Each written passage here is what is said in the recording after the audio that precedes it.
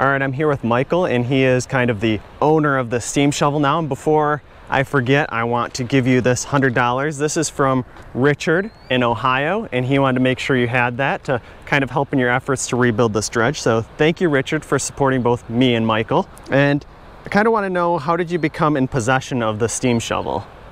Well, it goes back to 1975 when my father first got possession of it. He was with a friend of his, and they got talking about it that was down here and stuff, so and he ended up getting interested in it, and he got permission, signed ownership over from one of the sons. So we came out here one day in a boat and had one diver, and my brother and I and my dad, a couple other people, we went out here and we tried looking for it. He had a general idea where it was at, and there was at one point we feel that we may have snagged the cable for the boom cable before it rotted, but it was so murky that the divers couldn't go down. So he sort of lost interest in it somehow and wasn't really got into sidetracked and got into something else. Well, then when this all happened, when the water went out, people started calling my brother and I and sending us messages and stuff like that, telling us that, you know, hey, your dad's crane is out.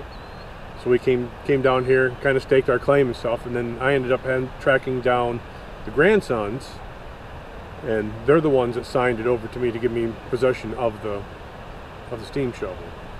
It's interesting. And just so people know where we are, this is the Edenville Dam right here. Tobacco River Dam's just up that way, and the Edenville Falls are just up that direction as well.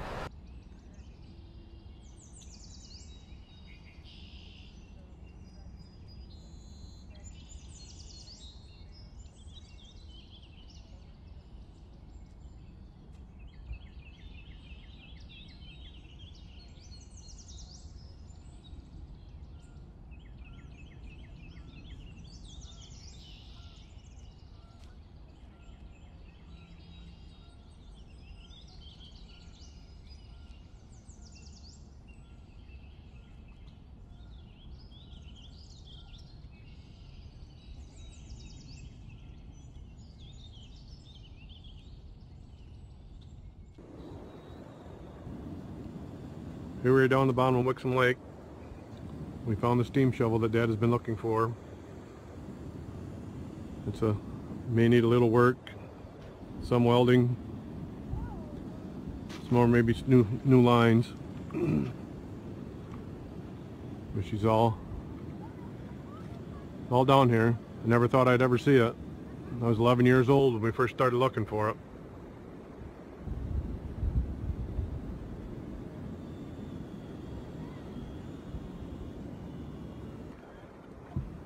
And here's the other side of her. Down the boom. Down in the bucket down there, stuck in the ground. Out across the operator's cab. On the drive wheels, boiler.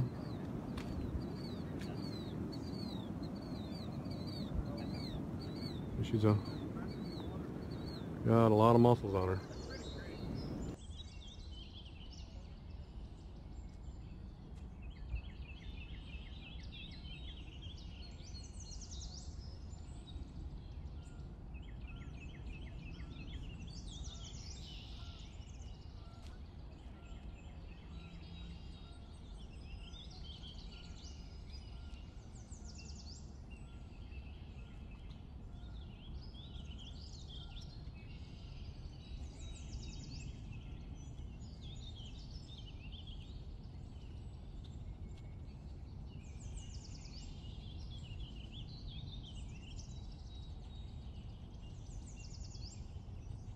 So why are you interested in rebuilding the steam shovel here?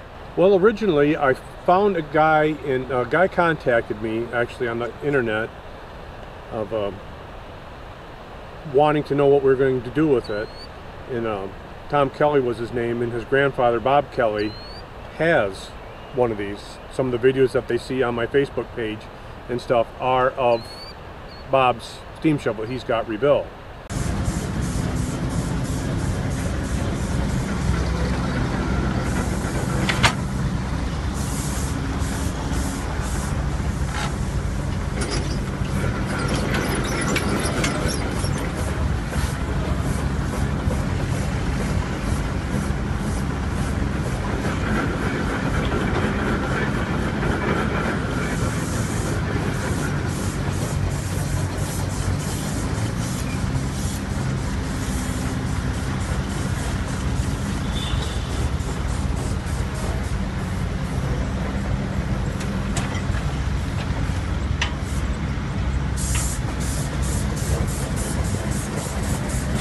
So he actually kind of wanted it first, and I told him, I said, well, if I get ownership and all this other stuff, you know, then we'll ship it up that way. Well, then I got thinking at night, I started getting emails. We did a short little interview on Channel 25, my brother and I.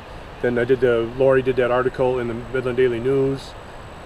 And I just kind of thought to myself, well, I can't do this to the community, because it's kind of like Old Nessie.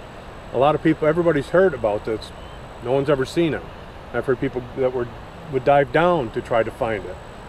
And what was funny, the stories I got from the grandsons, is that their dad used to bring them out here every year and push them out of the boat, literally push them out of the boat and say, go down there and find the steam whistle off your grandpa's crane. And he said, they come back up, we can't find it, get back down there. So it was, everybody's known about it. So anyways, I sat there, laid in bed one night, and I thought, you know, what do you do for a living? Well, I weld and fabricate and a machinist for Michigan Caterpillar. And I said, well, you know, okay, it's just a little bit older. Then I've always told myself, you know, I was always kind of maybe born too late, you know, because I'd like to get a chance to work on this stuff. So 1901, everything was made by hand. I got a full machine shop at home, so I said, you know, and then I couldn't do it to the community to take it, send it to Ohio, and never see it again. So then the Midland Antique Engine Association contacted me, and they wanted to know what we were going to do with it. And then I decided I was going to keep it, and they offered up a site. They said, if you want to put it down here, you're more than welcome to set it up here and keep working on it as time goes on. So that's kind of where we're at now. So that's where you'll be rebuilding it, is with the Midland? Yes, it'll be on display at the Midland Antique Engine Association. They're out on Meridian Road, just south of M20, about 8 miles. And they got their yard out there. Then they've got a lot of their projects of their own that they're doing.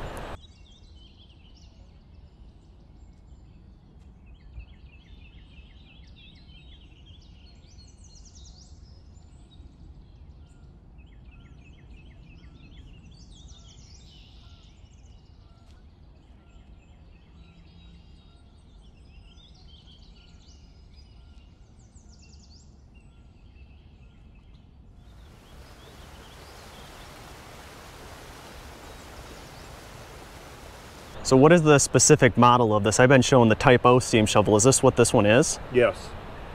You want to head on down now and give us a little bit closer to her, or explain some of the parts to us? Yes, we can.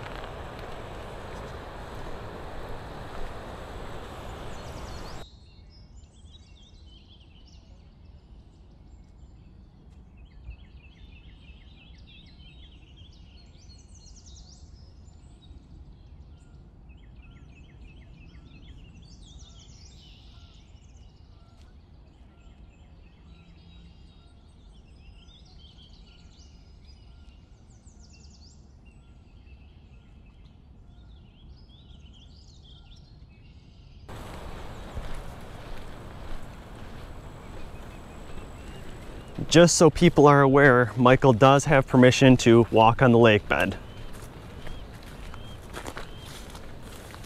Yeah, I was down here last Friday and cleaned most of the zebra mussels I could off it to try to get some more exposed where you can see the 3 steam engines that run the hoist, run the swing and the travel, and then your stick in and out where you could crowd it into the bucket to bring it in. So it actually looks a little more like a machine now. We've got the boiler cleaned off, but still got a lot of digging to do. I took a few parts home for the trusses and everything else. They're rotted, but they're good patterns to start building something from scratch now. So that's the basic parts of it. You see a lot of stuff that you're going to be having to rebuild by hand on this now? Yeah, I mean the gears, there's going to be a lot of time you know, building them things up. The big thing is the steam engines. If I can get them freed up and they're not damaged too bad, I was told by Bob Kelly there, he says, if you can make the steam engines work, you can make a shovel. So the boiler would probably be the most expensive part to get a certified boiler to put back on it. But I said that will make a nice coffee maker. We'll put it on display at the... Yeah, you can actually see a lot of the valves and stuff still on the sides of this. Yeah, I've got, like I said, I picked up all the piping I could find.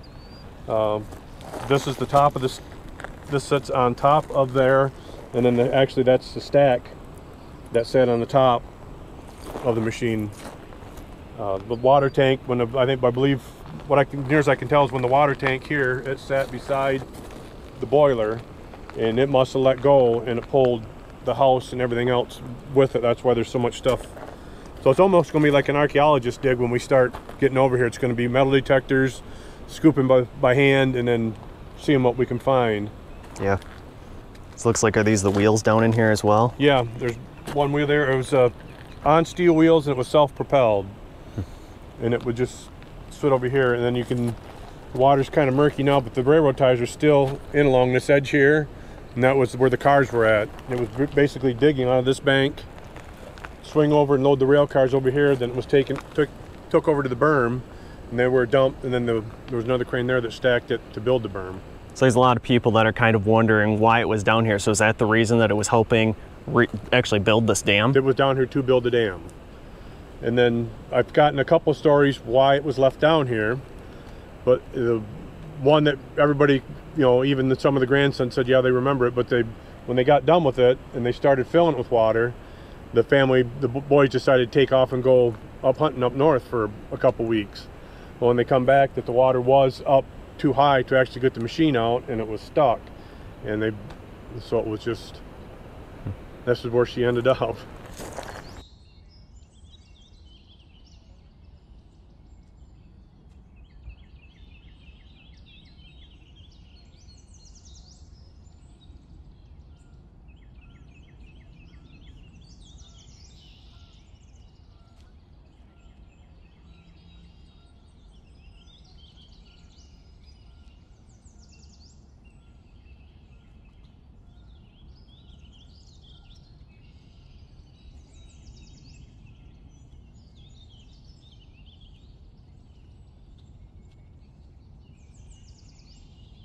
Let's go on the other side and take a look at it from the other side.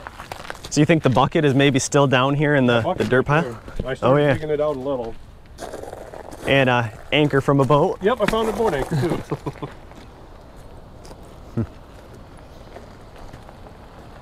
A little bit of smell from all the zebra mussels. Yep. But I mean, there is going to be a lot of repair to it, but it's I think she can be salvaged. We're going to try to give it our best. Part of me thought about just getting this. One part would just leave it here. It's been here, leave it here. But then it's like, then when I found out there's only 3 known in existence, and Bob kept telling me, he says, try to get it out, try to save it. And that's where he kind of persuaded me, and he said he's going to offer up any help he can to get it back. And I got something to copy down in Pennsylvania if I need to look and see what goes where. But it was pretty basic steam shovel. It was a chain drive to run your stick in. It would swing your stick back in, then you could drop it down, then the hoist cable would drag it up into the bank, and it just had a trip lever for the gate. Looks like the boiler's actually open too. Yes. We actually found, this is coal that's left over, because the box for the fuel was right here where they could put the stuff in. So there was actually coal that has fallen out and laid down here in the bottom. Real coal, not the stuff you buy for your charcoal grill anymore. Nope. So there's a lot of, this was the worst thing, is with the frame broke. Then to get the thing out, we're going to have to pull the boom off. We're going to have to separate the boom from the machine and take it out in 2 pieces, and then go from there to try to come up with a game plan. You gonna use an excavator to pull it out of here, or how you think that's gonna work? Whatever we can get. The trailer park here has been kind enough to give me access to get down here, and I thank them for that, because I don't know how else I would get down here. And whatever we can fit into what they want to do, kind of holding off right now, is waiting till October when their camping season gets done, because I don't want to disrupt anybody's time. The lake is gone, but if you're going to come up here and just kind of hang out, I didn't want to disrupt that.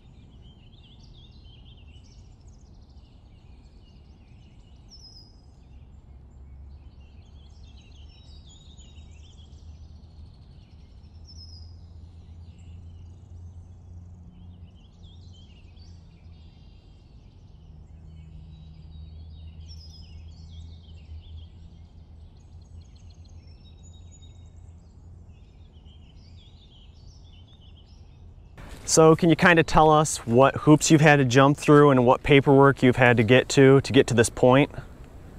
Well, the first one was getting a hold of Boyce Hydro, and once I got a hold of Boyce Hydro, it went pretty good and got a letter from them. But then I was told it was Four Lakes Task Force property. So then I went to Four Lakes Task Force and tried to get something. And that's where I ended up. Some of my snags, they wanted it left here for a fish habitat, and weren't going to let me remove it. So I asked them if I could plead my case, and fortunately they listened. I pleaded my case, then they gave me permission. Then when I went to Eagle to try to get a permit, they told me I had to be more precise and know whose property down. So I had to get a pin drop. Got a pin drop. I sent it to Four Lakes Task Force. She verified that no, it's Boyce Hydro. So now I'm just waiting for the permit from them to start digging up through here.